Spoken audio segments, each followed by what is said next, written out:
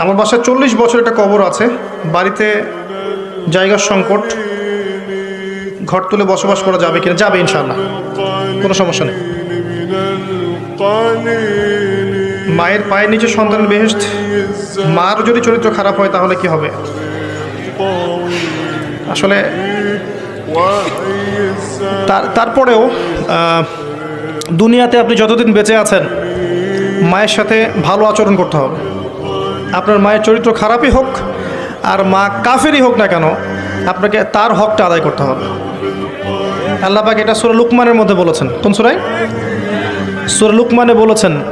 লুকমান হাকিমের উপদেশগুলোর মধ্যে একটাতে আছে, ওয়াইন জাহাদাকা আন তুশরিকা বিমা লাইসা লাকা বিহি ইলম ফালা তুতিউহুমা।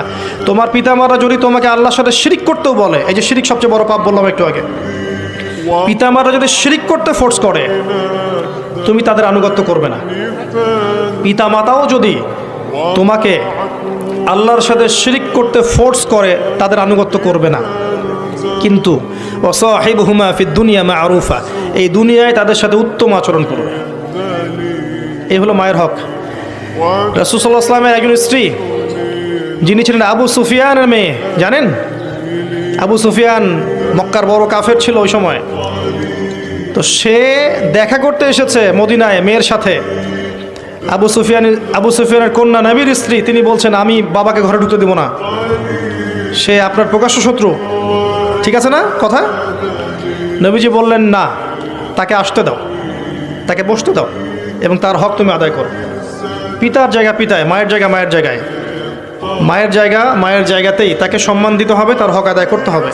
এরপরে তার খারাপ অংশটুকু আপনি তাকে শুধরানোর চেষ্টা করেন, নসিহত করেন, বোঝানোর চেষ্টা করেন, দোয়া করেন, বেশি বেশি দোয়া করেন, রব্বির হামহুমা কেমা রব্বায়ানি সগীরা। ইনশাআল্লাহ আল্লাহ চায় তো আপনার মায়ের মন পরিবর্তন হয়ে যাবে ইনশাআল্লাহ। আল্লাহর হাতে মানুষের কলব, আল্লাহ যাকে ইচ্ছা এই কলব পরিবর্তন করেন। ইয়া মুকাল্লিবাল কুলুব সাব্বিত কুলুবানা আলা দীনিক, আছে না দোয়া? হে অন্তরের পরিবর্তনকারী, আপনি আমার হৃদয়টাকে আপনার দিনের উপর প্রতিষ্ঠিত করুন। কলবগুলো আল্লাহর হাতে, 2 আঙ্গুলের মধ্যে, যেভাবে ইচ্ছা তিনি ঘোরান। দোয়া করতে থাকেন ইনশাআল্লাহ। আল্লাহ চান